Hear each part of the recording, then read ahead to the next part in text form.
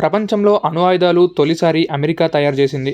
ఆ తర్వాత Russia, Britain, France, China, India, Pakistan, North Korea, Israel కూడా అణుబాంబులు సంపాదించాయి. మొత్తం 9 దేశాలు నేటి వరకు అణుశక్తి కలిగిన దేశాలుగా ఉన్నాయి. సో ఈ వీడియోలో మనం ప్రతి దేశం ఎలా అణుబాంబులు సంపాదించింది అనే విషయంపై డిస్కస్ చేయబోతున్నాం. ఎక్కువగా లేట్ చేయకుండా చాలా చిన్నగానే టాపిక్ పూర్తి చేస్తాను. 1945లో అమెరికా మొదటి అణు పరీక్ష చేసింది. జూలై 1945లో ట్రినిటీ టెస్ట్ కొనసాగించింది. అది పూర్తయి సక్సెస్ అయ్యాక హిరోషిమా, నాగసాకి బాంబులు ప్రపంచానికి అణుశక్తి భయాన్ని చూపించాయి. 1949లో వరల్డ్ వార్ II జర్మనీ అణుబాంబు తయారు చేస్తుంది అనే భయం అమెరికాకు వచ్చింది. అందుకే మ్యాన్హాటన్ అనే రహస్య ప్రాజెక్ట్ 1942లో ప్రారంభించింది. వేలాది శాస్త్రవేత్తలు, ఇంజనీర్లు కలిసి పనిచేశారు. జూలై 16, 1945లో న్యూ మెక్సికోలో ట్రినిటీ టెస్ట్ అనే మొదటి అణు పరీక్ష జరిగింది. ఆ తర్వాత హిరోషిమా, నాగసాకి మీద బాంబులు వేసి ప్రపంచాన్ని షాక్కు గురిచేసింది అమెరికా. ఆగస్ట్ 6, 1945న హిరోషిమా మీద, ఆగస్ట్ 9, 1945న నాగసాకి మీద అమెరికా అణుబాంబు దాడి చేసింది. దీని తర్వాతే కోల్డ్ వార్ మొదలైంది. ఇతర దేశాలు కూడా అణుశక్తి సంపాదించడానికి పోటీ మొదలుపెట్టాయి. ఇలా అమెరికా మ్యాన్హాటన్ ప్రాజెక్ట్ ద్వారా అణుబాంబు తయారు చేసి ప్రపంచానికి అణుయుగాన్ని తెచ్చింది. ఇది శాస్త్ర విజ్ఞానం, కానీ అదే సమయంలో మానవాళికి పెద్ద భయం కూడా. తర్వాత రష్యా అణు ప్రయాణం గురించి వినబోతున్నాం. సేమ్ వరల్డ్ వార్ II తర్వాత అమెరికా అణుబాంబులు వాడినప్పుడు సోవియట్ యూనియన్ కి పెద్ద షాక్ వచ్చింది. అమెరికా అణు రహస్యాలను తెలుసుకోవడానికి గూఢచర్యం ఉపయోగించింది. అమెరికా మ్యాన్హాటన్ ప్రాజెక్ట్ లో పనిచేసిన కొంతమంది శాస్త్రవేత్తల సమాచారం రష్యాకు చేరింది. 1949లో RDS-1 అనే మొదటి అణు పరీక్ష కజాఖ్స్తాన్ లో జరిగింది. ఈ పరీక్షతో రష్యా ప్రపంచంలో రెండో అణుశక్తి దేశంగా మారింది. దీనివల్ల అమెరికా, రష్యా మధ్య కోల్డ్ వార్ మొదలైంది. అణు ఆయుధాల పోటీ పెరిగింది. రష్యా తర్వాత బ్రిటన్, ఫ్రాన్స్, చైనా కూడా అణుశక్తులు సంపాదించాయి. అమెరికా, రష్యా తర్వాత బ్రిటన్ అణుబాంబును సంపాదించింది. రెండో ప్రపంచ యుద్ధ సమయంలో బ్రిటన్ కూడా అణు పరిశోధనలు ప్రారంభించింది. యుద్ధం తర్వాత అమెరికాతో సహకారం తీసుకుంది. అమెరికా మ్యాన్హాటన్ ప్రాజెక్టులో బ్రిటన్ శాస్త్రవేత్తలు కూడా పనిచేశారు.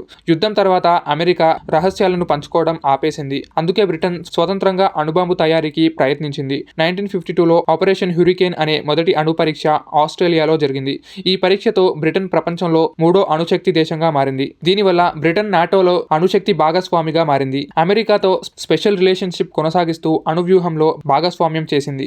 అమెరికా సహకారం, స్వతంత్ర పరిశోధన మరియు 1952లో జరిగిన ఆపరేషన్ హ్యూరికేన్ పరీక్షతో బ్రిటన్ ప్రపంచంలో మూడో అణుశక్తి దేశంగా నిలిచింది. తర్వాత ఫ్రాన్స్ కూడా తన అణు ప్రయాణం మొదలుపెట్టింది. రెండో ప్రపంచ యుద్ధం తర్వాత ఫ్రాన్స్ తన స్వతంత్ర రక్షణ కోసం అణుశక్తి అవసరమని భావించింది. అమెరికా, బ్రిటన్ సహాయం లేకుండా స్వతంత్రంగా పరిశోధనలు చేసింది. 1960లో జోర్బోయిస్ బ్లూ అనే మొదటి అణు పరీక్ష అల్జీరియాలోని సహారా ఎడారిలో జరిగింది.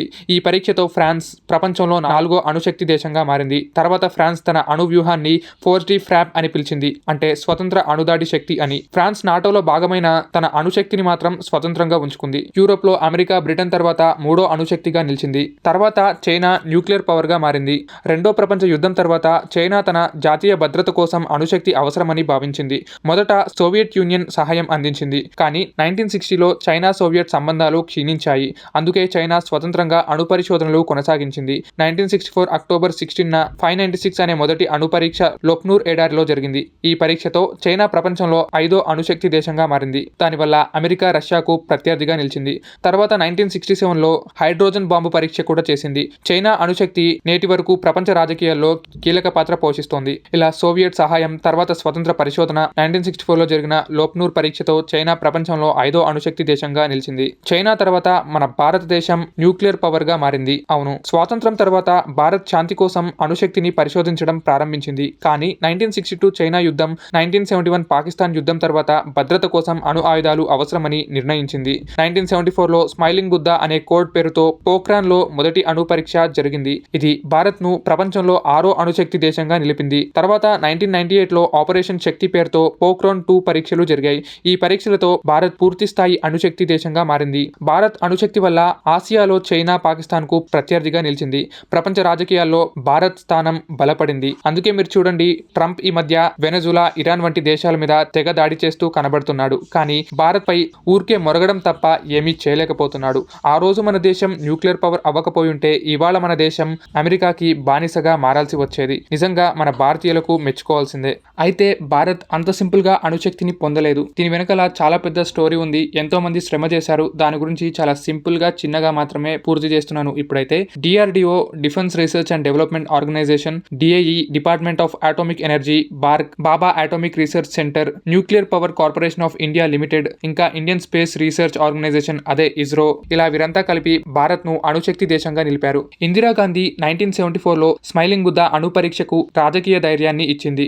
అటల్ బిహారీ వాజ్పేయి గారు 1998లో ఆపరేషన్ శక్తి అనే పేరుతో అణు పరీక్షలకు గ్రీన్ సిగ్నల్ ఇచ్చారు. ఇందులో డాక్టర్ హోమీ జే బాబా మన భారత్ అణుశక్తికి పితామహుడు, బార్క్ స్థాపకుడు. డాక్టర్ విక్రమ్ సారాభాయి అణు పరిశోధన, అంతరిక్ష పరిశోధనలో కీలక పాత్ర పోషించారు. Doctor Abdul Kalam missile man of India అణు ఆయుధాల డెలివరీ సిస్టమ్ ని అభివృద్ధి చేశారు. డాక్టర్ రాజా రామన్న గారు 1974లో పోఖ్రాన్ పరీక్షలో ప్రధాన శాస్త్రవేత్త.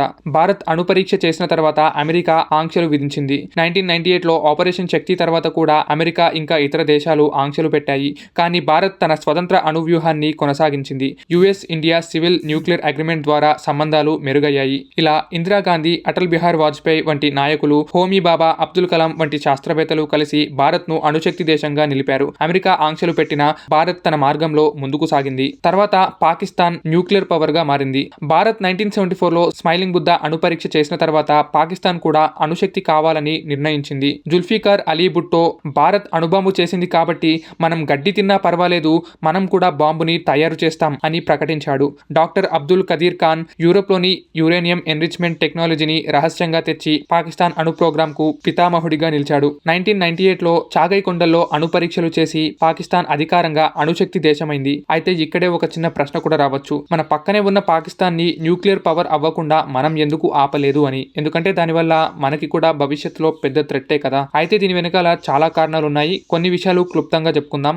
భారత్ 1974లో అణు పరీక్ష చేసినప్పుడు పాకిస్తాన్ ఇంకా ప్రారంభ దశలో ఉంది. భారత్ కు అంతర్జాతీయ ఒత్తిడి, అదే అమెరికా ఒత్తిడి ఎక్కువగా ఉండటం వల్ల పాకిస్తాన్ ప్రోగ్రామ్ ను నేరుగా ఆపలేకపోయింది. పాకిస్తాన్ తన ప్రోగ్రామ్ ను రహస్యంగా గూఢచర్యం ద్వారా ముందుకు తీసుకెళ్లింది. అమెరికా 1970లో పాకిస్తాన్ అణు ప్రోగ్రామ్ ను గమనించింది. కానీ సోవియట్ యూనియన్, ఆఫ్ఘనిస్తాన్ యుద్ధం వల్ల అమెరికాకు పాకిస్తాన్ యొక్క అవసరం వచ్చింది. పాకిస్తాన్ అమెరికాకు వ్యూహాత్మక మిత్రుడిగా మారింది. అందుకే అమెరికా పాకిస్తాన్ ప్రోగ్రామ్ ను కఠినంగా మనం ఆపలేకపోయాం. అందుకే అమెరికా పాకిస్తాన్ యొక్క న్యూక్లియర్ ప్రోగ్రామ్ ని ఆపలేకపోయింది, కేవలం ఆంక్షలు పెట్టింది. అయితే ఇక్కడే ఒక ఇంట్రెస్టింగ్ మ్యాటర్ కూడా.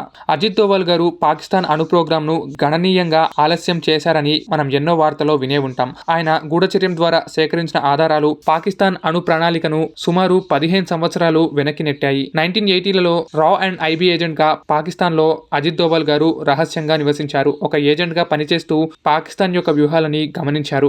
ఆయన కుహాటా ఖాన్ రీసెర్చ్ లాబొరేటరీస్ దగ్గర పాకిస్తాన్ అణు ప్రోగ్రామ్ ను గమనిస్తూ వచ్చారు. ఆపరేషన్ కహుటా పేరుతో మిషన్ లో అజిత్ గారు భిక్షగాడిగా వేషం వేసి కహుటా ప్రాంతంలో నెలలు తరబడి గడిపారు. ఆయన 6 ఏళ్లు పాకిస్తాన్ లో ఉంటూ పనిచేశారని ఆయనే స్వయంగా చెప్పారు. అయితే స్థానిక బార్బార్ షాప్ లో శాస్త్రవేత్తల జుట్టు సేకరించి భారత్ కు ఆయన పంపించారు. పరీక్షల్లో యురేనియం, రేడియేషన్ ఆనవాళ్లు బయటపడ్డాయి. ఈ ఆధారాలతో భారత్ పాకిస్తాన్ రహస్య అణు ప్రోగ్రామ్ ను ప్రపంచానికి బహిర్గతం చేసింది. ఈ గూఢచర్యం వల్ల పాకిస్తాన్ అణు ప్రోగ్రామ్ సుమారు 15 సంవత్సరాలు ఆలస్యం అయ్యింది. భారత్ తన భద్రతా వ్యూహాన్ని బలపరుచుకుంది. అమెరికా, ఇతర దేశాలు కూడా పాకిస్తాన్ పై ఒత్తిడి పెంచాయి. ఈ కారణం వల్ల పాకిస్తాన్ యొక్క అణు ప్రోగ్రామ్ ని మనం కాస్త డిలే చేయగలిగాం, కానీ కంప్లీట్ గా ఆపలేకపోయాం. దానికి అనేకమైన కారణాలు ఉన్నాయి. కానీ ఇందులో అజిత్ దోవల్ గారు తన ప్రాణాలను పణంగా పెట్టి పాకిస్తాన్ యొక్క అణు ప్రోగ్రామ్ ను ఆలస్యం చేశారు. ఇందులో ఆయనని మెచ్చుకోవచ్చు. పాకిస్తాన్ తర్వాత నార్త్ కొరియా న్యూక్లియర్ పవర్ గా మారింది. నార్త్ కొరియా అణు ప్రయాణం 1950లలో మొదలైంది. సోవియట్ యూనియన్ సహాయంతో అణు పరిశోధనలు ప్రారంభించింది. మొదట శాంతి కోసం అణు విద్యుత్ అని చెప్పిన రహస్యంగా ఆయుధాల కోసం పరిశోధనలు కొనసాగించింది. 1990లలో అమెరికా ఇతర దేశాలతో NPT ఒప్పందం నుంచి బయటకు వచ్చింది. 2006లో మొదటి అణు పరీక్ష చేసింది. ప్రపంచానికి షాక్ ఇచ్చింది. తర్వాత 2009, 2013, 2016, 2017లో కూడా అణు పరీక్షలు చేసింది. నేటి వరకు నార్త్ కొరియా అణుబాంబులు మరియు మిసైల్ టెక్నాలజీ కలిగిన దేశంగా ఉంది. అండ్ ఈ నార్త్ కొరియా న్యూక్లియర్ పవర్ అవ్వడం వల్ల అమెరికా, సౌత్ కొరియా, జపాన్ వంటి పెద్ద పెద్ద దేశాలు కూడా భయపడుతున్నాయి. UN, అమెరికా ఆంక్షలు పెట్టినా నార్త్ కొరియా తన ప్రోగ్రామ్ ను ఆపలేదు. ప్రపంచ రాజకీయాల్లో అణు బెదిరింపు, న్యూక్లియర్ థ్రెట్ గా నార్త్ కొరియా నిలిచింది. తర్వాత మన లిస్ట్ లో చివరి దేశం ఇజ్రాయెల్. 1950లలో ఇజ్రాయెల్ తన భద్రత కోసం అణుశక్తి అవసరమని నిర్ణయించింది. ఫ్రాన్స్ తో రహస్య ఒప్పందం చేసి డైమోనా న్యూక్లియర్ ఫెసిలిటీ నిర్మించింది. 1960లో ఇజ్రాయెల్ అణుబాంబులు తయారు చేసిందని చాలా మంది చెబుతుంటారు. కానీ ఇజ్రాయెల్ మా దగ్గర న్యూక్లియర్ పవర్ ఉందని ఎప్పుడూ బయట చెప్పుకోలేదు. కానీ CIA అంతర్జాతీయ నిపుణులు ఇజ్రాయెల్ వద్ద 80 నుండి 200 అణు వార్ హెడ్స్ ఉన్నాయని అంచనా వేస్తున్నారు. కానీ ఇజ్రాయెల్ మాత్రం మా దగ్గర ఏమీ లేదు, మేము శుద్ధపూసలం అని చెప్పుకుంటూ ఉంటారు. ఇలా ఇజ్రాయెల్ అణుశక్తిగా మారడం వల్ల అరబ్ స్టేట్స్ కి ఇదొక భయంకరమైన దేశంగా మిగిలిపోయింది. ఇది ఓవరాల్ లిస్ట్. కానీ ఇక్కడ మాట్లాడుకోవాల్సిన ఒక ముఖ్యమైన విషయం కూడా ఉంది. అన్ని దేశాలు ఒక్కొక్క దేశం యొక్క సహాయంతో అణుబాంబులు తయారు చేసుకున్నారు. అంతెందుకు, అంతో కొంత స్వతంత్రంగా ఫ్రాన్స్ అణుబాంబులు తయారు చేసినప్పటికీ కూడా అది అల్జీరియా సహకారంతో పాశ్చాత్య మిత్ర దేశాల మద్దతుతో జరిగింది. భారత్ మాత్రం 1974లో స్మైలింగ్ బుద్ధ పరీక్షను పూర్తిగా స్వతంత్రంగా చేసింది.